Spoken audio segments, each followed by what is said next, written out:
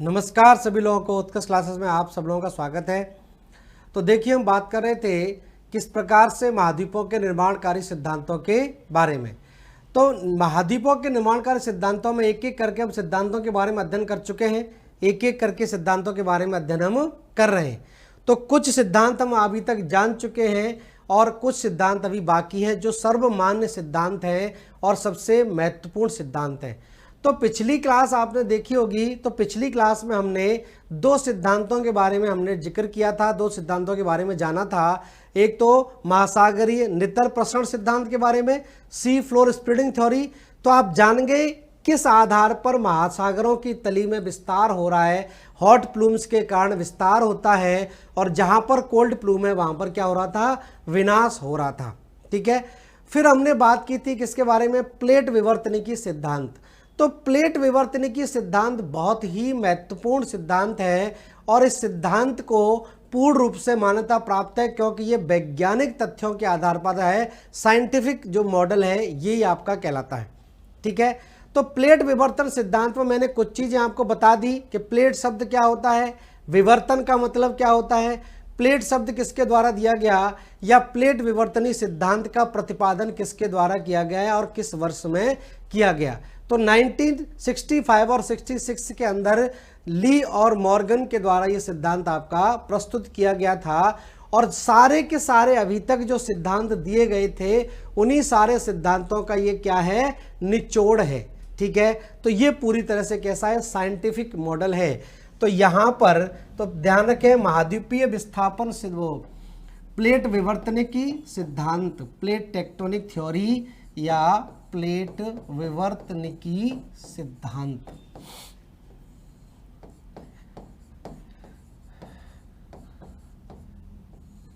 ठीक है। तो प्लेट विवर्तनिकी सिद्धांत या plate tectonic theory, plate tectonic theory.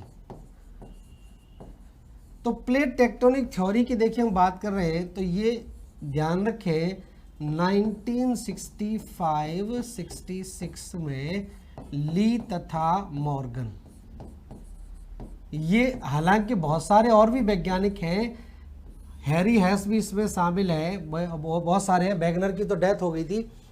तो ये जो सिद्धांत है ली और मॉर्गन को श्रेय जाता है इसका, और इसमें टूजो विल्सन, ये नाम भी ध्यान रखें, ये भी इसी समय का वैज्ञानिक है, टूजो विल्सन के द्वारा ये नाम दिया गया था, प्लेट शब्द दिया गया था। तो ये भी बहुत इंपॉर्टेंट है, प्लेट शब्द किसके द्वारा दिया गया, टूजो विल्सन के द्वारा ये शब्द दिया गया। अब हम बात कर रहे थे इसकी मूलभूत अवधारणाएं। तो नेक्स्ट हेडिंग डालें, अब यहाँ तक कॉपी पेन लेके बैठे होंगे, उम्मीद है लिखते चले जाएं। मैं बोर्ड पर ज़्यादा नहीं लिखूंगा क्योंकि मैं भी लिखूंगा फिर आप भी साथ साथ में लिखेंगे तो उसमें बहुत ज़्यादा समय नष्ट होगा। तो मैं बहुत धीमी गति से आपको बोलता चला जाऊंगा और आप समझाता चला जाऊंगा और आप उसको नोट करते चले जाएं। तो अब आप हेडिंग डालिए प्लेट विवर्तनिकी सिद्धांत, प्लेट विवर्तनिकी,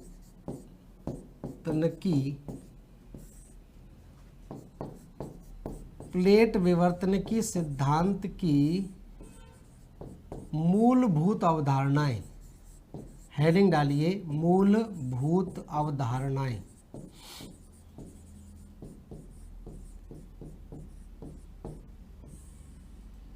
ठीक है। केवल ऑब्जेक्टिव प्रश्नों के हिसाब से हम इस मूलभूत अवधारणाओं को लिखेंगे, डिस्क्रिप्टिव के हिसाब से नहीं। ठीक है, क्योंकि उतना डिटेल में आपको इसमें जाना नहीं है। तो मूलभूत अवधारणा यहाँ पर पॉइंट बना के या स्टार बना के, एरो बना के लिखते चले जाइए पॉइंट वाइज। पिछली क्लास में मैं आपको हालांकि बता भी चुका हूँ। तो सिंपल सी बात है, अभी तक यहाँ पर जितने भी सिद्धांत दिए गए थे वो सिद्धांत क्या कह रहे थे, वो सिद्धांत सारे के सारे ये कह रहे थे कि सियाल जो होता है वो सीमा के ऊपर तैर रहा है। किस पर तैर रहा है, सियाल सीमा के ऊपर तैर रहा है। मतलब स्थल मंडल का ऊपरी भाग सियाल है और नीचे क्या है, सीमा है। लेकिन इन्होंने इस शब्दों को हटाकर, सियाल सीमा को हटाकर क्या दे दिया, ऊपर का जो कठोर भाग है उसको स्थल मंडल दे दिया और उसके नीचे जो पिघला हुआ भाग है उसको दुर्बल मंडल भाग दे दिया। तो दुर्बल मंडल पर स्थल मंडल तैर रहा है, ये शब्द दिया गया। तो यहाँ पर लिखिए पहला पॉइंट, मूलभूत अवधारणाओं में सबसे पहला पॉइंट देखिए कि स्थल मंडल, पहला पॉइंट लिखिए स्थल मंडल, स्थल मंडल, स्थल मंडल, स्थल मंडल मतलब लिथोस्फीयर, लिथोस्फीयर, ठीक है। दुर्बल मंडल, दुर्बल या दुर्बलता मंडल, एस्थीनोस्फीयर, एस्थीनोस्फीयर, ठीक है। तो यहां पर यह कहा गया, पहला पॉइंट डालिए, स्थल मंडल दुर्बलता मंडल पर तैर रहा है। स्थल मंडल दुर्बलता मंडल पर तैर रहा है, पहला पॉइंट। दूसरा पॉइंट लिखिए अब, स्थल मंडल का घनत्व, स्थल मंडल का घनत्व, डेंसिटी, स्थल मंडल का घनत्व दुर्बलता मंडल से कम है। स्थल मंडल का घनत्व दुर्बलता मंडल से कम है, जिससे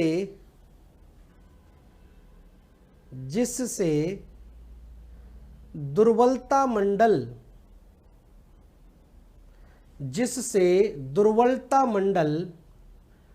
स्थल मंडल पर उत्प्लवन, जिससे दुर्बलता मंडल स्थल मंडल पर उत्प्लवन बल आरोपित करता है, उत्प्लवन बल आरोपित करता है। द फोर्स ऑफ बॉयंसी,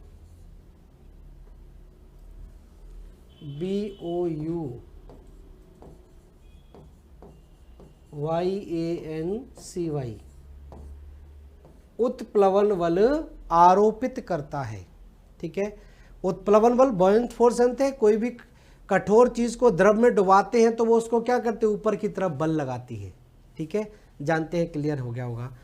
तो जब समझ गए, तो जो दुर्बलता मंडल है इसका घनत्व ज्यादा है और स्थल मंडल का घनत्व कम है, तो ये उत्प्लवन बल आरोपित करता है, ठीक है। अगला पॉइंट लिखिए, प्लेटों के प्रवाह का कारण, प्लेटों के प्रवाह का कारण संवहनीय धारा है।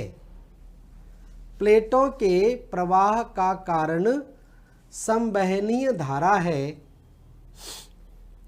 प्लेटों के प्रवाह का कारण संवहनीय धारा है। तीसरा पॉइंट हो गया, प्लेटों के प्रवाह का मतलब है कि जैसे ये मान लीजिए एक भाग है और ये दूसरी प्लेट का भाग है, संवहनीय धारा इस तरह से काम करती है, तो इस प्लेट को इधर खिसका देगी, इस प्लेट को इधर खिसका देगी, ठीक है। अगला पॉइंट लिखिए, प्लेटों के प्रवाह से, प्लेटों के प्रवाह से विभिन्न भूगर्भिक क्रियाएं, प्लेटों के प्रवाह से विभिन्न भूगर्भिक क्रियाएं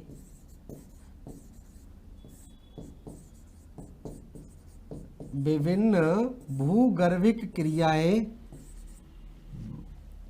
प्लेटों के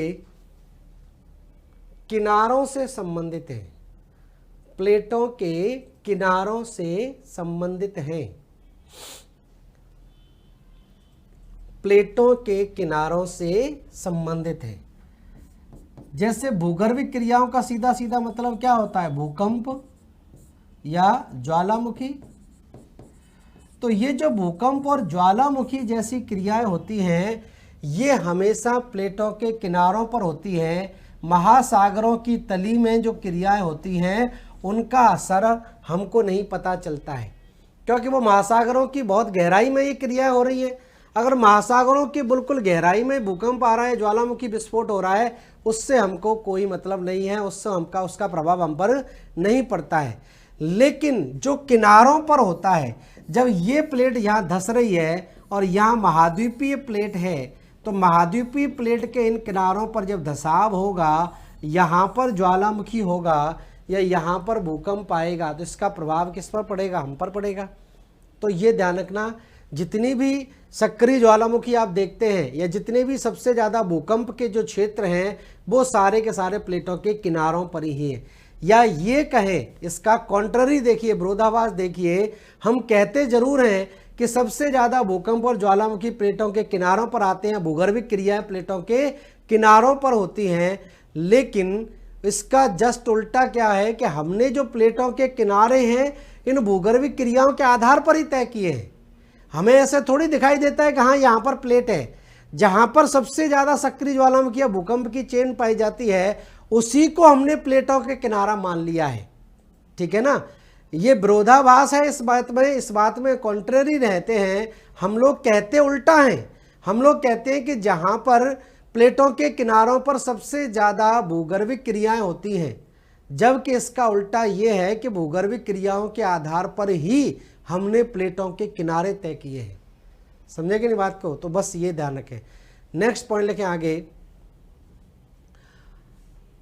प्लेटों के आंतरिक भाग, प्लेटों के आंतरिक भाग, किनारों पर तो भूगर्भिक क्रिया हो रही है, आंतरिक भाग, प्लेटों के आंतरिक भाग भूगर्भिक क्रियाओं से, प्लेटों के आंतरिक भाग भूगर्भिक क्रियाओं से हमेशा ही अप्रभावित रहते हैं, हमेशा ही अप्रभावित रहते हैं, अप्रभावित रहते हैं। तो जहां प्लेटें बीचों बीच में कोई भी भूखंड है, जैसे कि आप प्रायद्वीपीय पठार देखें, तो दक्षिण भारतीय जो प्रायद्वीपीय पठार है, प्लेट का बीच का भाग है, इस भाग में कोई भूकंप नहीं आते हैं इस क्षेत्र में। लेकिन जहाँ पर हिमालय है, जहाँ पर अरावली का उत्तरी क्षेत्र है या हिंदुकुश है या अन्य क्षेत्रों पर ये जो आपके पर्वत श्रृंखला बनी, तो आगे हम ये भी जानेंगे, वही मैं कह रहा हूँ बार बार कि सारे के सारे जुड़े हुए हैं। जहाँ पर दो प्लेटें आपस में टकरा रही हैं, वहीं पर क्या होगा? बलित पर्वतों का भी निर्माण होगा। तो जहाँ पर पर्वत श्रृंखलाएं बनी हुई हैं, वही प्लेटों के किनारे भी हैं। ठीक है, आगे जानेंगे इसी में। नेक्स्ट पॉइंट लिखिए आगे, महाद्वीपीय खंडों, महाद्वीपीय खंडों, महाद्वीपीय खंडों और महाद्वीपीय खंडों को ही क्या बोला गया है? ब्रैकेट में लिख देना प्लेट। महाद्वीपीय खंडों या प्लेटों का निर्माण, महाद्वीपीय खंडों या प्लेटों का निर्माण सागरीय प्लेटों के विनाश पर निर्भर करता है, सागरीय प्लेटों के विनाश पर निर्भर करता है, सागरीय प्लेटों के विनाश पर निर्भर करता है। नेक्स्ट लिख लिए, महाद्वीपीय प्लेटें, महाद्वीपीय प्लेटें, महाद्वीपीय प्लेटें कभी भी विनष्ट नहीं होती, कभी भी विनष्ट नहीं होती। महाद्वीपीय प्लेटें कभी भी विनष्ट नहीं होती, विनष्ट मतलब विनाश, विनष्ट नहीं होती, क्योंकि यह निम्न घनत्व वाली होती है, क्योंकि यह निम्न घनत्व वाली होती है। विनाश केवल सागरीय प्लेटों का होता है, विनाश केवल सागरीय प्लेटों का होता है,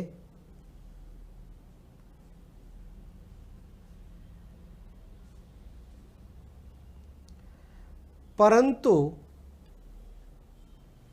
निर्माण तथा विनाश की दर, परंतु निर्माण तथा विनाश की दर समान होने के कारण,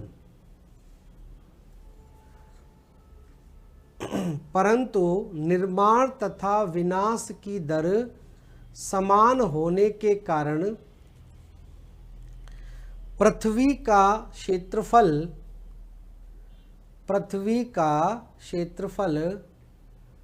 नियत बना रहता है, कांस्टेंट।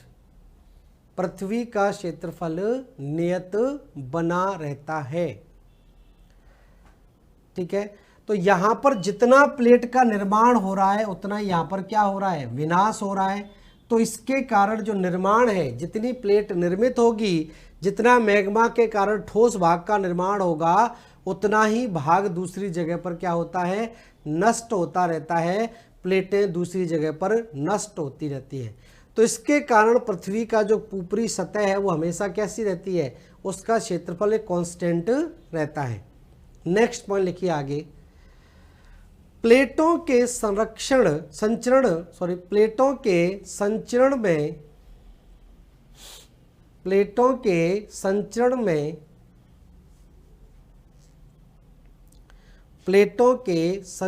में संवहनिक धाराओं के साथ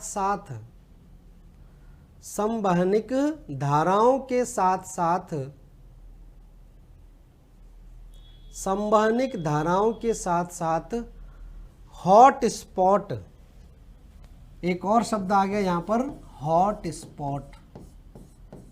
संवहनिक धाराओं के साथ साथ हॉट स्पॉट ही ध्यान रखना है। हॉट स्पॉट द्वारा आरोपित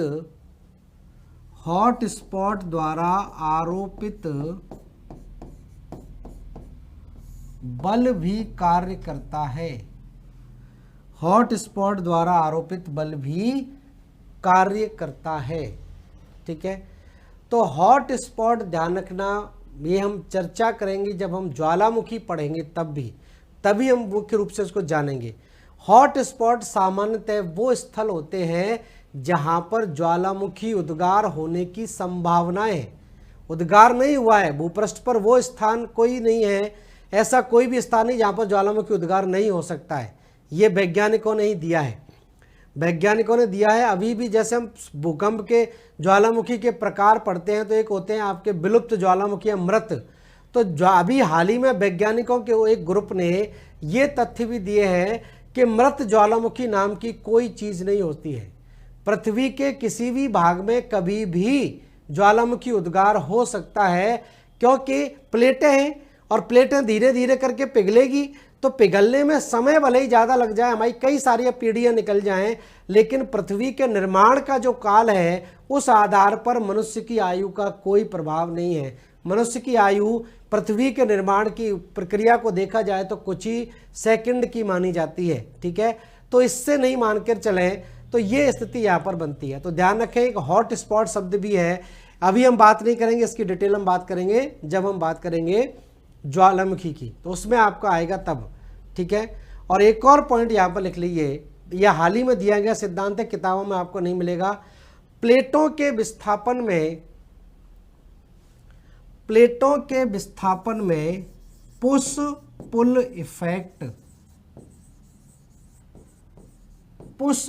इफेक्ट का भी योगदान होता है। पुश पुल इफेक्ट का भी योगदान होता है। ठीक है, तो ये पुशफुल इफेक्ट भी हम पढ़ेंगे वहीं पर। तो ये दो और चीज़ें ऐड की गई है बाद में कि क्या क्या कारण यहाँ पर होते हैं। तो पुशफुल इफेक्ट का भी योगदान होता है। अब देखिए हम बात करें प्लेट टेक्टोनिक के जो अध्ययन करने के क्या क्या, इसमें अध्ययन करने क्या क्या मेन चीज़ें हैं। तो इसके अध्ययन के पक्ष में दो पक्ष हैं। ठीक है, तो यहाँ पर हम लिखते हैं प्लेट टेक्टोनिक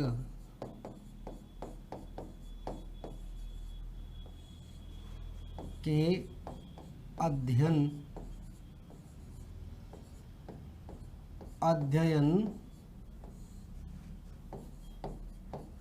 संबंधी पक्ष।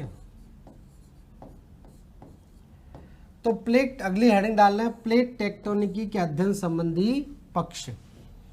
तो अध्ययन संबंधी पक्षों की बात करें तो दो पक्ष लेकर यहां पर चलते हैं। एक है ज्यामितीय पक्ष, ज्यामितिक,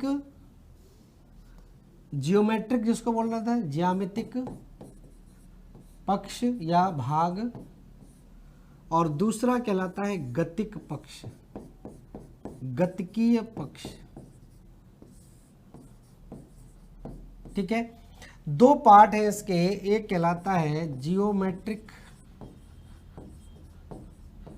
पार्ट प्लेट टेक्टोनिकी का, और दूसरा कहलाता है, इसको बोलते हैं kinetic, kinetic part of geometry, kinetic part. तो दो पार्ट की हम बात करेंगे तो संबंधी पक्ष कितने हैं? दो पक्ष हैं, एक जियोमेट्रिक और एक गतिकीय। तो क्या होता है जियोमेट्रिक और क्या होता है गतिकीय?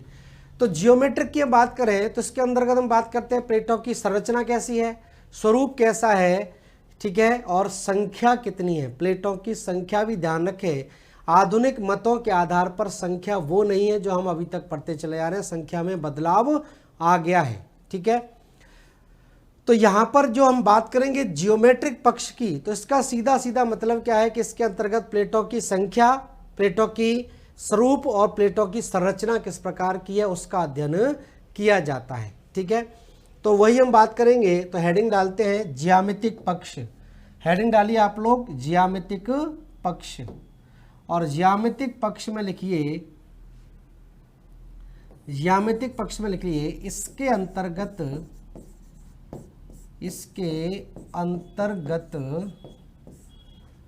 प्लेटों की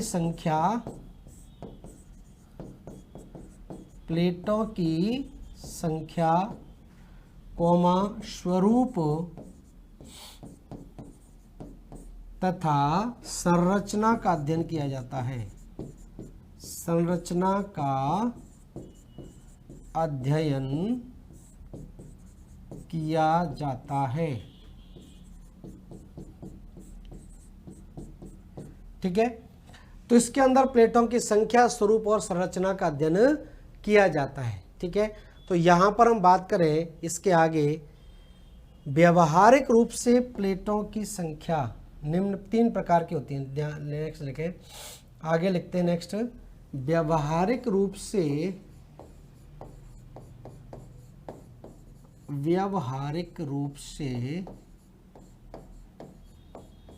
प्लेटें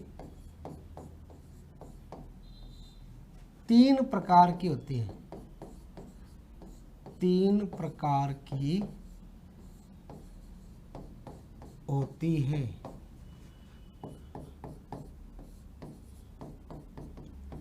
व्यवहारिक रूप से प्लेटें कितनी होती हैं? तीन प्रकार की प्लेटें होती हैं। तो पहली लिखें बृहद प्लेटें, व्यवहारिक रूप से प्लेटें कितनी हैं? तीन प्रकार की प्लेटें होती हैं, बृहद,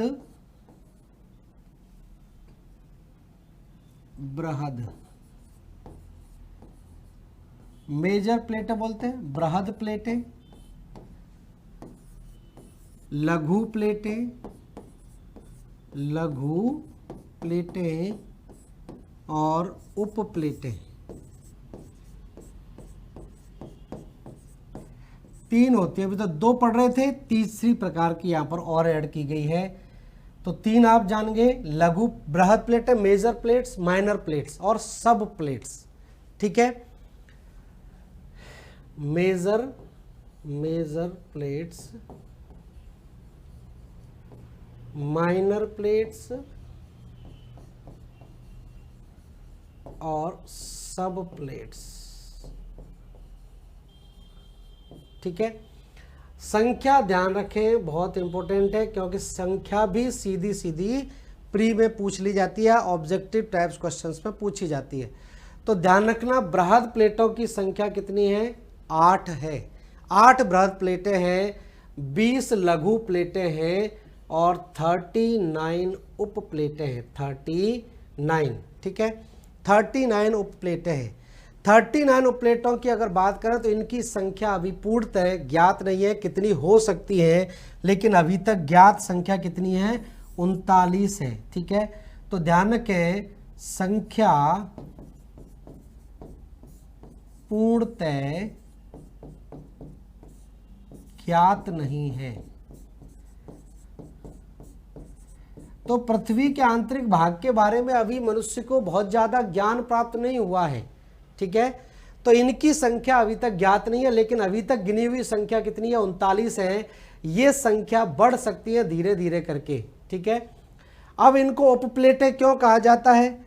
उपप्लेटों का सीधा सीधा मतलब है कि इनकी सीमाओं का निर्धारण नहीं किया गया है, इनकी सीमाओं का निर्धारण नहीं हो पाया है। ठीक है, तो ध्यान रखें उपप्लेटों इनको इसलिए बोला गया है कि इनकी सीमाओं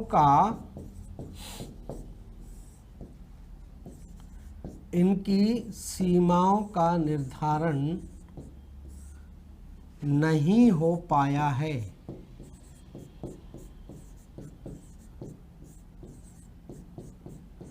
सीमाओं का निर्धारण नहीं हो पाया है। तो ध्यान रखें, दो तो पार्ट आपको ध्यान रखने हैं, साथ में इसको भी याद रखें तो रख सकते हैं।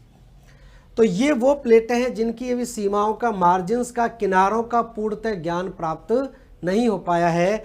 तो ये इस तरह से अगर देखें तो ये कितनी प्रकार की हो गई, 3 प्रकार की प्लेटें हो गई, बृहद, लघु और उप प्लेटें।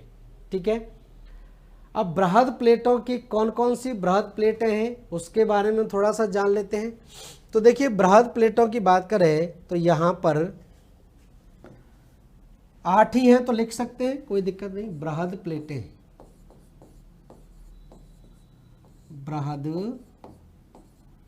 प्लेटें,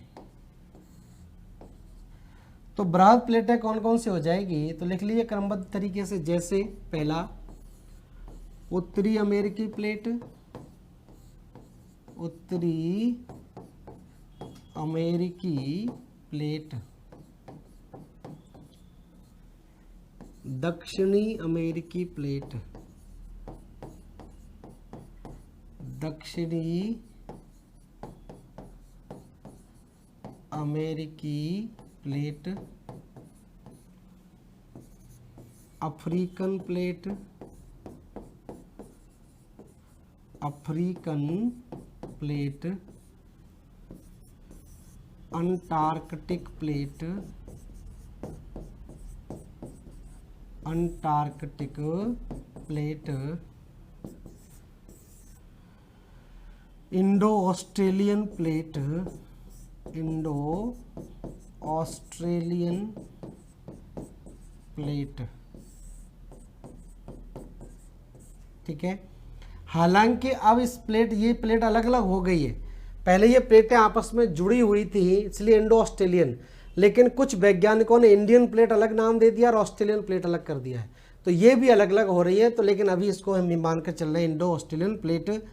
नेक्स्ट लिख लें, ठीक है, इंडो ऑस्ट्रेलियन प्लेट हो जाएगी Eurasian plate, Eurasian plate, Europe और एशिया की प्लेट पर है तो यूरेशियन प्लेट, प्रशांत महासागरीय प्लेट, प्रशांत महासागरीय प्लेट। ठीक है, और 8वीं लिख लें आप अरेबियन, अरेबियन प्लेट। तो अरेबियन प्लेट ध्यान रखना एक मेजर प्लेट है, क्योंकि ये भाग आपका अलग हो गया है। ठीक है, तो ध्यान रखें ये तो प्लेटों की संख्या हो गई बृहद प्लेटों की। ठीक है, बृहद प्लेटों की संख्या ध्यान रखें, हम बात कर लेंगे कुछ प्लेटों के बारे में, बाद में भी आपको आएगा। अगर माइनर प्लेट्स की बात करें, लघु प्लेटों की, तो जैसे नजका प्लेट है, ठीक है, फिलीपींस प्लेट है, या फ्यूगा प्लेट है। ठीक है, तो ये कुछ प्लेटें हैं जो आपकी माइनर प्लेट्स में आती हैं, उनकी हम बात करेंगे बाद में। अब हम बात करें स्वरूप एवं संरचना की। स्वरूप एवं संरचना के आधार पर। ठीक है, तो 8 प्लेट हो गई। अब लिखिए स्वरूप एवं संरचना।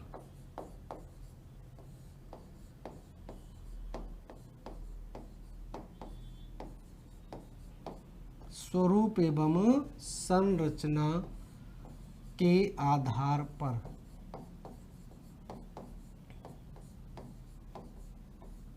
ठीक है, स्वरूप एवं संरचना के आधार पर ध्यान रखना, प्लेटों को 3 भागों में बांटा गया है। प्लेटों को 3 वर्गों में बांटा गया है।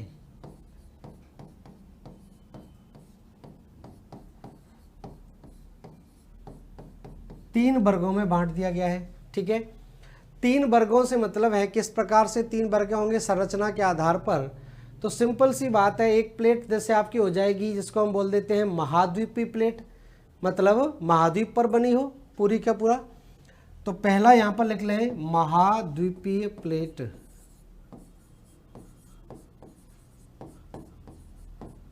कॉन्टिनेंटल प्लेट, महाद्वीपीय प्लेट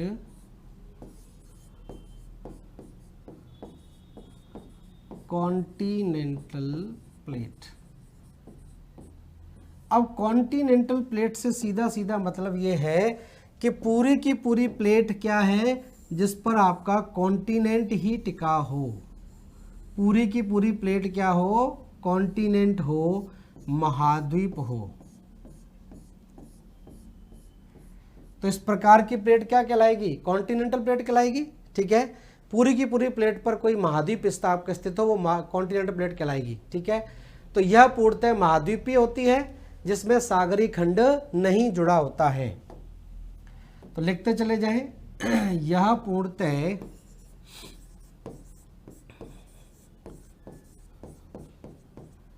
महाद्वीपीय होती है। महाद्वीपीय होती है जिसमें महासागरीय खंड या सागरीय खंड, महासागरीय खंड जुड़ा नहीं होता है। महासागरीय खंड जुड़ा नहीं होता है, तो उसमें महासागरीय खंड नहीं जुड़ाता है। इसका निर्माण ग्रेनाइट एवं एंडीसाइट जैसे हल्के खनिजों से होता है। तो ये इसकी क्या हो जाएगी संरचना, इसका निर्माण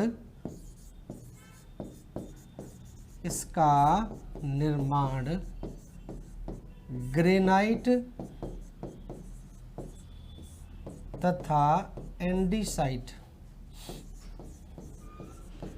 ग्रेनाइट तथा एंडीसाइट जैसे हल्के खनिजों से होता है। हल्के खनिजों, ग्रेनाइट तथा एंडीसाइट जैसे हल्के खनिजों से होता है।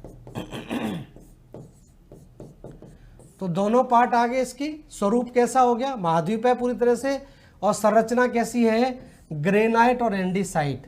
तो हल्की प्लेट होगी, तो मैंने बताया हल्के भाग क्या बन गए महाद्वीप, और भारे भाग क्या बन गए महासागरों में परिवर्तित हो गए। तो दूसरी प्रकार की प्लेट को हम क्या बोल देंगे, सागरीय प्लेट।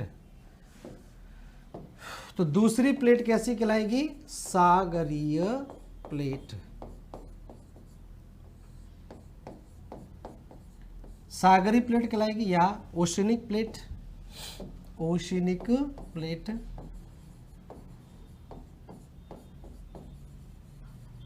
ओशनिक प्लेट का सीधा सीधा मतलब है कि वह प्लेट जो सीधी किससे बनी हुई है, ओशियन से।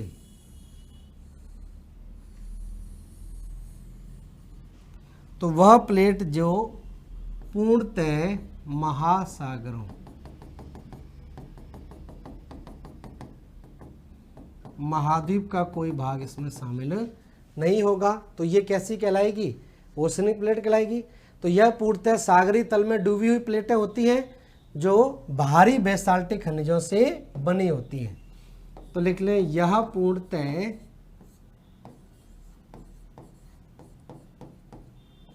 सागरीय खंडों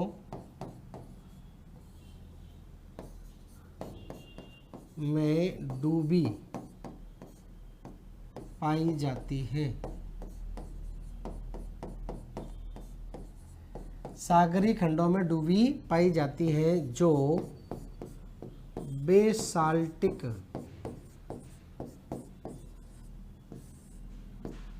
जैसे भारी तत्वों से, भारी खनिजों से, बेसाल्टिक जैसे भारी खनिजों से बनी होती है, भारी खनिजों से निर्मित है।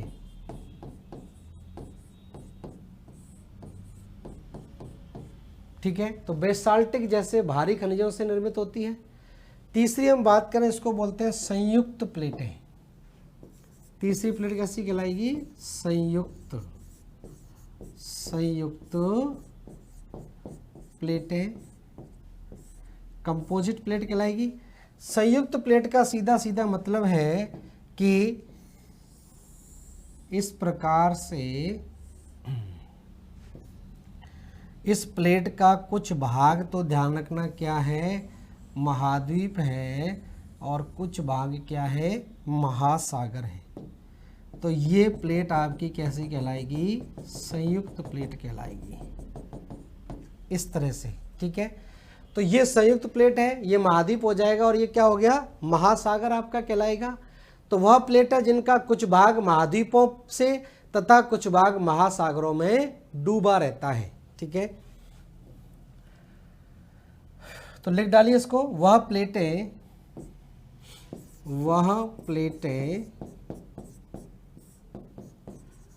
जिनका कुछ भाग महाद्वीप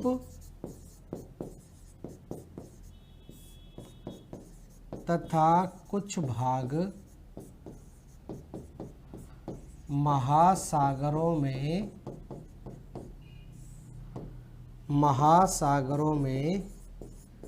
डूबा होता है, महासागरों में डूबा होता है।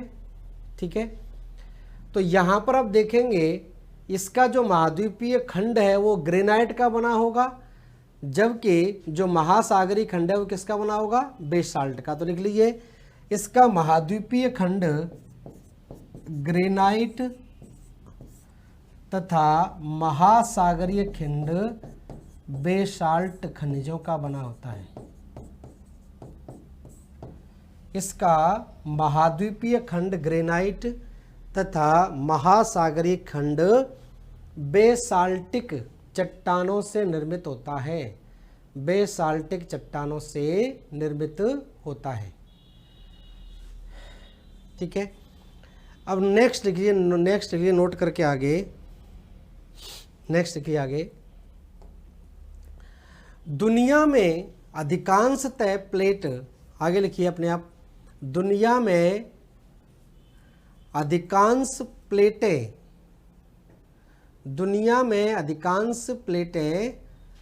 संयुक्त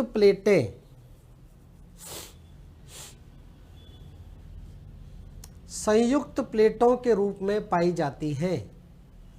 दुनिया में अधिकांश प्लेटें संयुक्त प्लेटों के रूप में पाई जाती हैं।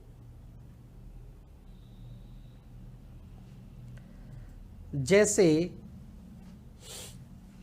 संयुक्त प्लेटों के रूप में पाई जाती हैं, जैसे भारतीय प्रायद्वीपीय प्लेट, भारतीय प्रायद्वीपीय प्लेट,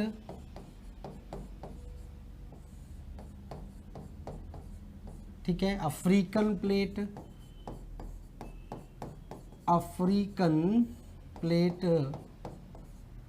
ठीक है। तो ज़्यादातर प्लेटें जो हैं वो आपकी कैसी हैं? संयुक्त प्लेटों के रूप में जानी जाती हैं। अमेरिकी प्लेटें, उत्तरी अमेरिका, दक्षिणी अमेरिका, अमेरिकी प्लेटें आदि। ठीक है, तो अधिकतर प्लेटें संयुक्त प्लेटों में ऐसा नहीं है कि वो पूरी तरह से। ठीक है, अब जैसे प्रशांत महासागरीय प्लेट है, प्रशांत महासागरीय प्लेट है, जुआन डी फूगा प्लेट है, कोकोस प्लेट है, नजका प्लेट है, ये प्लेटें विशुद्ध रूप से सागरीय प्लेटें हैं, विशुद्ध रूप से सागरीय प्लेटें हैं। कोई भी प्लेट अभी तक प्राप्त नहीं हुई है जो 100% कैसी हो, 100% महाद्वीपीय हो, संयुक्त है या आपकी कैसी है, प्रशांत महासागरीय है। ठीक है, तो ध्यान रखें, प्रशांत महासागरीय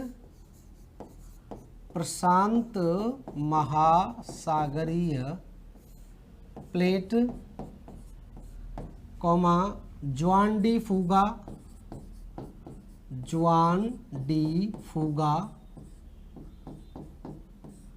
नजका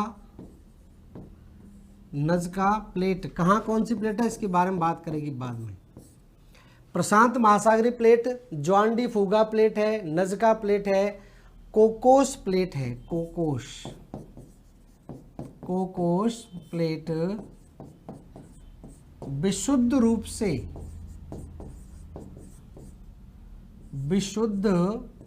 से महासागरीय प्लेटें हैं, विशुद्ध रूप से महासागरीय प्लेटें हैं। ठीक है, महासागरीय प्लेटें हैं। तो ये समझ गए, कुछ एग्जाम्पल जरूर ध्यान रखें। इनकी लोकेशन की हम बात करेंगे आगे, जब हम आपका भूकंप और ज्वालामुखी पढ़ेंगे तो हम प्लेटों के बारे में इनकी लोकेशन मैप पर मैं आपको बता दूंगा कहाँ पर कौन सी प्लेट है, किस महासागर में कौन सी प्लेट आपकी स्थित है। तो प्रशांत महासागरीय प्लेट, जुआन डी फूगा, नजका, कोकोस, ये कैसी हैं, विशुद्ध रूप से महासागरीय है, और ये कैसी है, संयुक्त रूप से। तो ज़्यादातर प्लेटें संयुक्त रूप वाली ही हैं, चाहे वो यूरेशियन प्लेट हो, चाहे वो भारतीय प्रायद्वीपीय प्लेट हो, अफ्रीकन प्लेट हो, उत्तरी अमेरिकी, दक्षिणी अमेरिकी, अंटार्कटिक, सारी की सारी प्लेटें कैसी हैं, संयुक्त प्लेटों के रूप में है। लेकिन एक भी प्लेट ऐसी नहीं है जो 100% कैसी हो, महाद्वीपीय प्लेट हो। ठीक है, तो नेक्स्ट पॉइंट लिख लीजिए, इसी में नेक्स्ट लाइन से लिख लीजिए, आगे लिख लो, 100% महाद्वीपीय प्लेटें, 100% महाद्वीपीय प्लेटें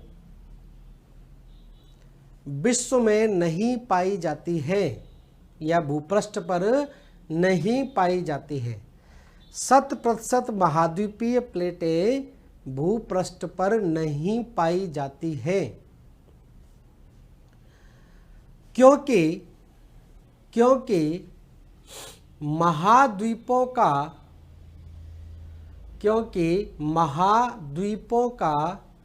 कोई न कोई खंड, महाद्वीपों का कोई न कोई खंड सागरों में अवश्य डूबा होता है, सागरों में अवश्य डूबा होता है, कोई न कोई खंड सागरों में अवश्य डूबा होता है। तो ये तो बात हो गई किसकी, ज्यामितीय पक्ष की बात हो गई। तो ज्यामितीय पक्ष में हमने 3 बातें की थी। एक तो हमने बताई थी संख्या, तो हमने प्लेटों की संख्या जाननी, प्लेटों की स्वरूप जान लिया, कौन महाद्वीपीय, कौन महासागरीय, कौन संयुक्त है, और प्लेटों की संरचना, मतलब किस प्रकार के खनिजों से वो प्लेट निर्मित है, संयुक्त रूप से जान लिया। अब बात करें हम गतिकीय पक्ष की। तो गतिकीय पक्ष की बात करें तो प्लेट विवर्तन क्रिया में क्या होता है कि इसके अंतर्गत प्लेटों में पारस्परिक गतियां पाई जाती है, और ये जो गतियां होती हैं आपने सुन भी रखा होगा कि प्लेट टेक्टोनिकी के जो सिद्धांत है उसके आधार पर प्लेटों में 3 प्रकार की गतियों की बात की गई है। 3 प्रकार की प्लेटों में गतियां पाई जाती हैं। जब दो प्लेटें एक दूसरे से दूर जाती हैं, एक दूसरे से प्लेटें विपरीत दिशा में जाती हैं, तो उसको अपसरण कहा जाता है, या डाइवर्जेंट मूवमेंट कहा जाता है। डाइवर्जेंट मूवमेंट, एक दूसरे से प्लेटें दूर जाती है, और जब 2 प्लेटें एक दूसरे के नजदीक आएगी, 2 प्लेटें एक दूसरे से टकराएगी, तो इस क्रिया को क्या कहा जाता है? अभिसारी गति कहा जाता है या कन्वर्जेंट मूवमेंट कहा जाता है। कन्वर्जेंट मूवमेंट कहा जाता है। और जब दो प्लेटें सिंपल सी बात ध्यान रखना, जब दो प्लेटें एक दूसरे पर स्लाइड करती हैं, एक दूसरे पर खिसकती हैं, एक दूसरे के ऊपर से फिसलन करती हैं, तो इसको संरक्षी गति कहा जाता है। इसको संरक्षी गति कहते हैं। ठीक है, तो इस प्रकार से यह ट्रांसफॉर्म मोशन कहा जाता है। तो 3 प्रकार की गतियां होती है। तो हम बात करेंगे गतिकीय पक्ष, गतिकीय पक्ष, काइनेटिक पार्ट, गतिकीय पक्ष। ठीक है, गतिकीय पक्ष। तो इसमें लिखिए पहले 2 लाइन गतिकीय पक्ष में लिखिए। प्लेट विवर्तन क्रिया में हेडिंग डालिए गतिकीय पक्ष, काइनेटिक पार्ट। प्लेट विवर्तन क्रिया में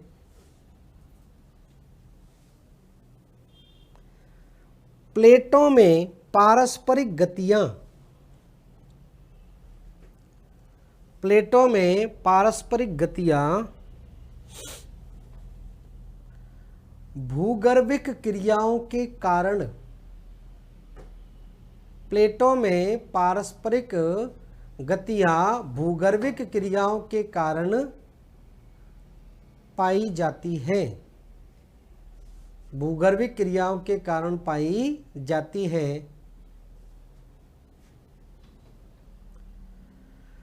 प्लेटों की 3 प्रकार की गतियां, प्लेटों की 3 प्रकार की गतियां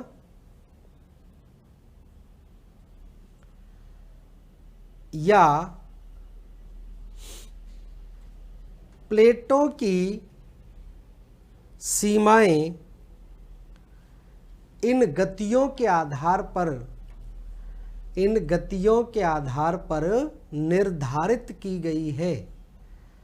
प्लेटों की सीमाएं इन गतियों के आधार पर निर्धारित की गई है।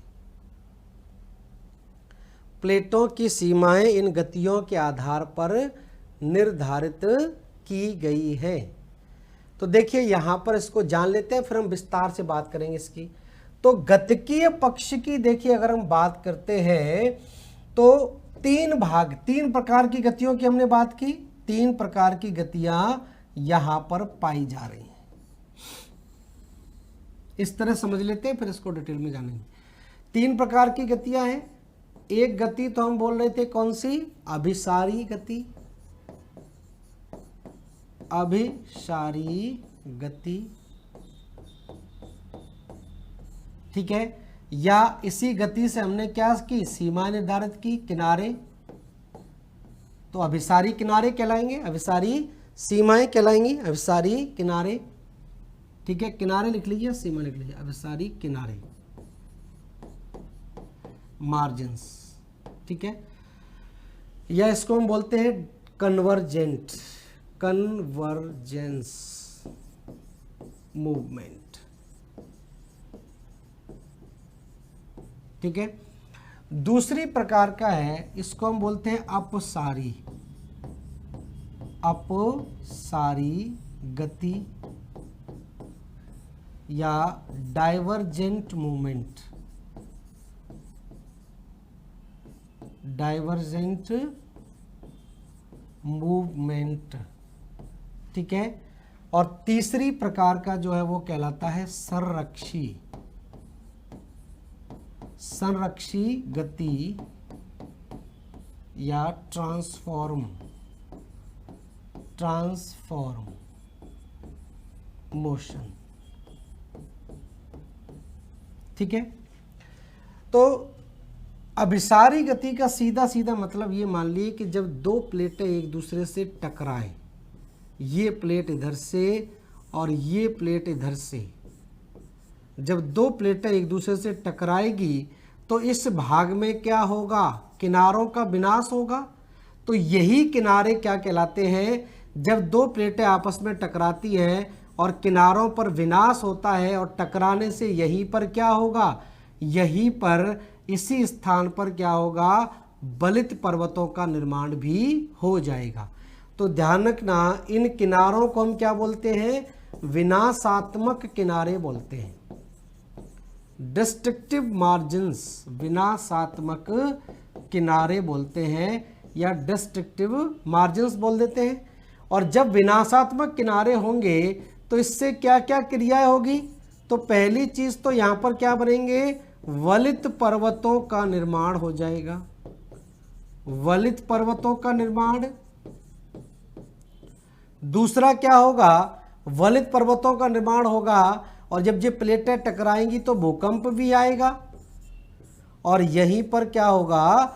ज्वालामुखी जैसी भूगर्भिक क्रियाएं भी हो सकती हैं।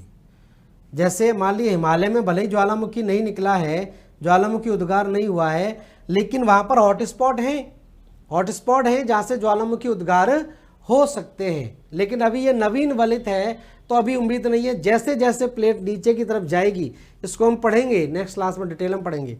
तो ध्यान रखें, विनाशात्मक किनारे, वलित पर्वत, भूकंप और ज्वालामुखी। जब दो प्लेटों का अपसरण होता है, अपसरण का मतलब है कि दो प्लेटें आंतरिक क्रियाओं के कारण इतना ज़्यादा तनाव महसूस करती है, तो इस तनाव मूलक बल के कारण प्लेटें विपरीत दिशा में अपसरित होने लग जाती है, विपरीत दिशा में चलने लगती हैं। तो यहाँ पर एक प्लेट इधर चली जाएगी और एक इधर, तो यहाँ पर क्या होगा? मैग्मा के कारण कटक का निर्माण हो जाएगा। तो यहाँ पर नई नई आकृतियाँ बन जाएंगी। तो इसको क्या कहते हैं? इसको हम बोलते हैं संरचनात्मक किनारे। तो ये संरचनात्मक किनारे कहलाते हैं, कंस्ट्रक्टिव मार्जिन्स कहलाते हैं। तो ध्यान रखना, अपसारी गति को संरचनात्मक किनारे बनाती हैं और यहीं पर क्या बनता है? भ्रंश का निर्माण होता है। तो भ्रंश पर्वत या भ्रंश घाटियां बन जाएगी, वो भी बात करेंगे। और यहीं पर आप देखेंगे क्या होता है? ज्वालामुखी उद्गार होता है और ज्वालामुखी उद्गार होगा, भूकंप भी होगा। तो ये स्थिति बन जाती है।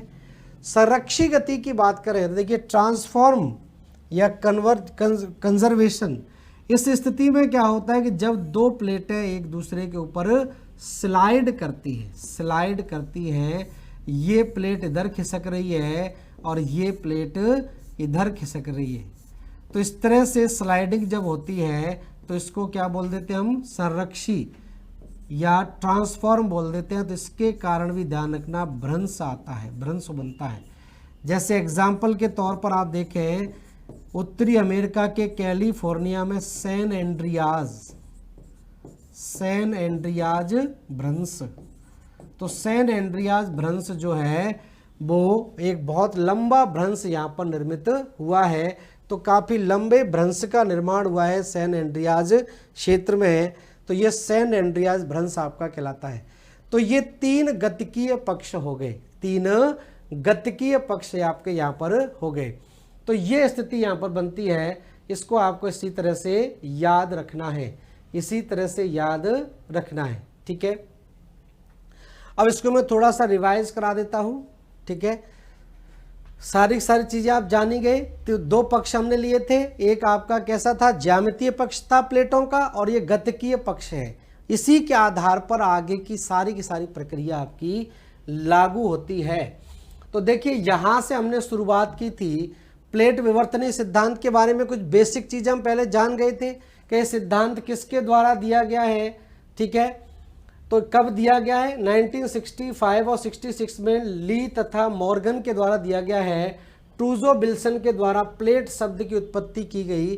तो प्लेट मैंने बताया था क्या है? लगभग 100 किलोमीटर मोटी भूपृष्ठ की परत को हम क्या बोलते थे? प्लेट बोल देते हैं, जो अनेक खंडों में विभाजित है। ठीक है, अब इसकी मूलभूत अवधारणाओं की मैं बात कर रहा था।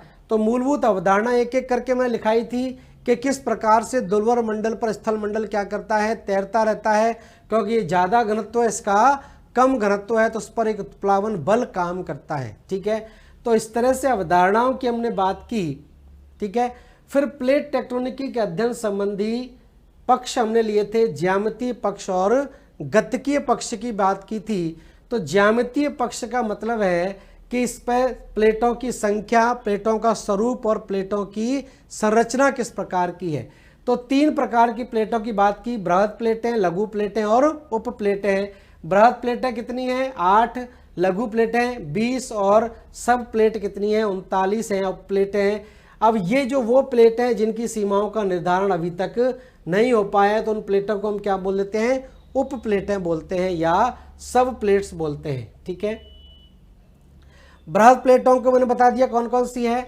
उत्तरी अमेरिकी, दक्षिणी अमेरिकी, African plate, Antarctic plate, Indo Australian, Eurasian, प्रशांत महासागरीय और अरेबियन प्लेट हो गई। ये तो संख्या हो गई। उसके बाद हम स्वरूप और संरचना की बात करें तो 3 भागों में हमने बांटा, महाद्वीपीय प्लेट, महासागरीय प्लेट और संयुक्त प्लेट।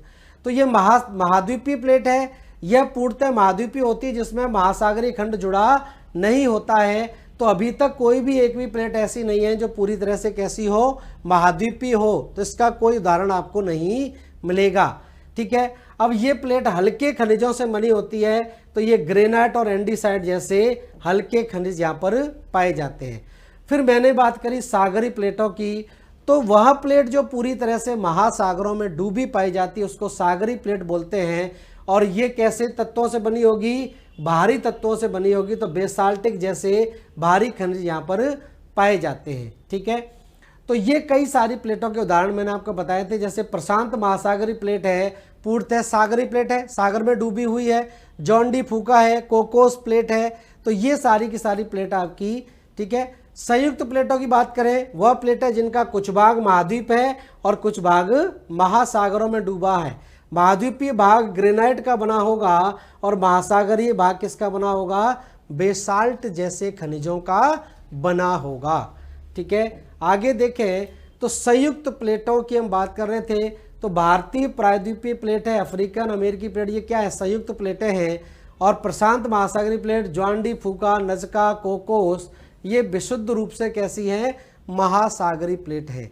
महाद्वीपीय प्लेट एक भी ऐसी नहीं है जो पूरी तरह से महाद्वीपों से निर्मित हो। ठीक है, क्लियर हो गया ये पॉइंट सारा। उसके बाद हमने बात की इसके गतिकीय पक्ष की। तो गतिकीय पक्ष में आप देखेंगे 3 तरह की गति हो रही है, अभिसारी, अपसारी और संरक्षी गति। अभिसारी, अपसारी और संरक्षी गति। अभिसारी मतलब कन्वर्जेंस, 2 प्लेटें आपस में टकराएं। अपसारी मतलब 2 प्लेटें विपरीत दिशा में गति करें। और संरक्षी मतलब 2 प्लेटें एक दूसरे पर स्लाइड करती हैं। तो ये इस तरह से आपका सिद्धांत है जिसको हम बोलते हैं प्लेट विवर्तनिकी सिद्धांत। तो प्लेटों में 3 प्रकार की गतियों का भी आपको ध्यान रखना है। तो ज्यामितीय पक्ष और गतिकीय पक्ष दोनों हो गए। यहीं पर आपकी प्लेट विवर्तनिकी सिद्धांत समाप्त होता है। प्लेट विवर्तनिकी सिद्धांत यहाँ पर समाप्त होता है। तो धन्यवाद सभी लोगों के जुड़ने के लिए। थैंक यू, नमस्कार सभी लोगों को।